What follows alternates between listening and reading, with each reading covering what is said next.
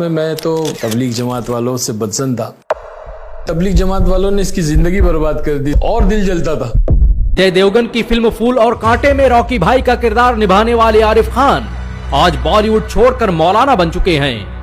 وہ میری گاڑی کے پاس ٹھہرے ہوئے تھے اور مجھ سے کہا، سلام کیا، سلام کر کے مجھ سے پوچھا کہ ایک سوال کرنا ہے. میں تو سوچا کہ کوئی ساحل ہے اور میں نے جو ہے اپنے جیب میں پیسے دینے کے لیے ہاتھ بھی ڈالے. تو بھائی انہوں نے مجھ سے پوچھا کہ بھائی مرنا ہے کہ نہیں مرنا ہے.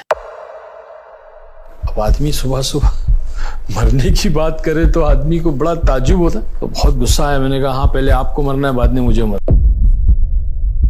اب میں بیٹھ کر کے سوچتا ہوں وہ دور کہ میں روڈ پر کھڑے رہ کر کے جو ہے وہ شربت بیچا کرتا تھا. ایسے مطلب I was totally on the road. لوگ تانے دیتے تھے، بولے یار تبلیغ جماعت والوں نے اس کی زندگی برباد کر دی اور دل جلتا تھا. تو وہ جو دور تھا نا، اس میں بڑا مزہ آتا یار. محترم جناب عارف صاحب، یہ تبدیلی کیسے آئی آپ کی زندگی کے اندر؟ السلام علیکم ورحمۃ اللہ وبرکاتہ. الحمدللہ، یہ سوال جو ہے آپ نے کیا ہے تبدیلی کیسے آئی، تو پچھلے کچھ وقت سے کافی لوگوں نے یہ سوال مجھ سے کیا اور میں نے اس کے جوابات دیے ہیں. اصل میں یہ میں تو یوں کہوں کہ بس ان شارٹ یہ ہے کہ Allah wants me here and I am here. لیکن ہر ایک چیز کا ایک ذریعہ، ایک سبب، ایک اسباب بنتا ہے. تو بس یہ یوں کہیے کہ کچھ محنتیں مجھ پہ کی تبلیغ جماعت والوں نے. آج ہم جانتے ہیں کہ تبلیغ جماعت جو ہے پورے عالم میں اللہ پاک اس کام کے ذریعے سے لوگوں کی زندگیوں کو بدل رہا ہے. مجھے بھی اللہ نے اسی کے ذریعے سے ہدایت دی اور بہت سارے لوگ ہیں جن کی زندگیاں بدلی ہیں. الحمدللہ، بہت زبردست محنت ہے، بہت زبردست کام ہے، نبیوں والا کام ہے. تو لوگ آئے، مجھ سے ملاقاتیں کی. تو اس وقت میں تو بہت بدزن تھا، تبلیغ جماعت والوں سے بدزن تھا.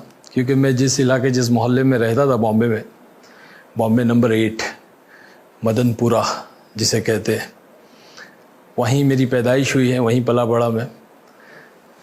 تو اس علاقے کے اندر کافی مخالفت تھی اس کام کو لے کر کے، کافی مخالفت تھی. لیکن الحمدللہ اللہ کہتا ہے نا قرآن پاک میں، وَقُلْ جَاءَ الْحَقُّ وَزَهَقَ الْبَاطِلُ إِنَّ الْبَاطِلَ كَانَ زَهُوقًا، کہ جب حق آتا ہے تو باطل بھاگ جاتا ہے، کیونکہ باطل جو ہے بہت کمزور ہے. اور وہی ہوا کہ دھیرے دھیرے اس کام کو اللہ نے عروج دیا اور جو ہے اللہ نے مجھے میرے ذہن کو بنایا. اور جب لوگ ملنے آئے تو واقعہ ایسے پیش آیا کہ ایک بندے تھے، امیر صاحب جو آئے تھے جماعت میں صبح شوٹنگ پر جا رہا تھا. تو آ کر میرے سے ملاقات کے لیے تنہا آئے، کوئی جماعت کی شکل میں نہیں، کوئی ملاقات کی شکل نہیں، بلکہ تنہا آ کر کے وہ میری گاڑی کے پاس ٹھہرے ہوئے تھے اور مجھ سے کہا، سلام کیا، سلام کر کے مجھ سے پوچھا کہ ایک سوال کرنا ہے. میں تو سوچا کہ کوئی ساحل ہے اور میں نے جو ہے اپنے جیب میں پیسے دینے کے لیے ہاتھ بھی ڈالے. کیونکہ ان کے میلے کچیلے کپڑے تھے، سفید داڑھی تھی، اللہ کے راستے میں چل رہے تھے. تو میں نے سوچا کوئی ساحل ہوگا، کوئی مانگنے والا ہوگا. لیکن انہوں نے کہا کہ نہیں، مجھے ایک سوال کرنا ہے. میں نے کہا پوچھیے. تو بھائی انہوں نے مجھ سے پوچھا کہ بھائی مرنا ہے کہ نہیں مرنا ہے. اب آدمی صبح صبح مرنے کی بات کرے تو آدمی کو بڑا تعجب ہوتا کہ میں جا رہا ہوں شوٹنگ پر اور اپنے کام پر اور یہ کہہ رہے کہ مرنا ہے کہ نہیں مرنا ہے. تو بہت غصہ آیا. میں نے کہا ہاں پہلے آپ کو مرنا ہے، بعد میں مجھے مرنا ہے. تو ہنسنے لگے، مسکرائے، کہنے لگے کہ ہاں پہلے مجھے مرنا ہے، بعد میں آپ کو مرنا ہے. لیکن یہ بتائیں کہ قبر کے اندر داڑھی جائے گی کہ گاڑی جائے گی؟ تو میں نے کہا آپ کا دماغ خراب ہو گیا ہے، قبر میں گاڑی کیسے جائے گی؟ قبر میں تو داڑھی جائے گی. تو کہنے لگے کہ ہاں قبر میں گاڑی نہیں جائے گی، قبر میں داڑھی جائے گی. تو پھر گاڑی والی زندگی کے لیے وقت کیوں ضائع کرتے ہو؟ داڑھی والی زندگی کیوں نہیں اختیار کرتے؟ داڑھی والی زندگی تو جناب رسول اللہ صلی اللہ علیہ وسلم کی زندگی. بس یہ بات جو ہے دل پہ لگی اور یہیں سے جو ہے نا رخ بدلنا شروع ہوا. اللہ تعالیٰ وہ کہتے ہیں نا، دل سے نکلے جو آہ اثر رکھتی ہیں، پر نہیں طاقت پرواز مگر رکھتی ہے. واللہ والے تھے، ان کی کچھ دل سے نکلی بات اور زبان پہ آئی اور اللہ نے میری زندگی بدل دیا. بس الحمدللہ 25 سال ہو گئے, 97 کی بات ہے. اس کے بعد سے اس کام میں جڑا تو پھر پلٹ کر نہیں دیکھا. تو 97 میں آپ نے مکمل چھوڑ دیا؟ ہاں 97 میں میرا بامبے میں اجتماع ہوا, تو بہت بڑا عالمی اجتماع تھا, بینڈرا کرلا کمپلیکس کا, لاکھوں کا مجمع آیا تھا. تو وہاں پہ اللہ نے مجھے جو ہے وہ قبول کیا. 4 مہینے میں اس اجتماع میں لگا کر کے آیا تھا. تو اچانک آپ نے اس دنیا کو چھوڑا تو شاید تکلیفیں تو بہت آئی ہوگی؟ بہت ایسی تکلیفیں کہ بیان نہیں کر سکتا. مطلب اللہ تعالیٰ جو ہے وہ آزماتا ہے. بے شک صحابہ کو نہیں چھوڑا اللہ نے. حضور پاک صلی اللہ علیہ وسلم کے صحبت یافتہ آپ کے صحابی ہیں, ساتھی ہیں, دوست ہیں, اللہ نے نہیں چھوڑا, آزمایا. تو آپ کیسے جمے رہتے؟ کیا کوئی بس جمایا بھی اللہ ہی نے.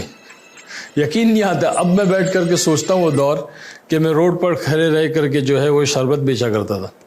ایسے مطلب I was totally on the road, راستے پہ آ گیا, میرے سب کچھ چلا گیا. تو لوگ پہچانتے نہیں تھے آپ کو؟ پہچانتے تھے, لوگ تانے دیتے تھے, بولے یار تبلیغ جماعت والوں نے اس کی زندگی برباد کر دی, اس کو جو ہے نا وہ آسمان سے گرا اور کھجور میں اٹکا, ایسی مثالیں دیتے تھے.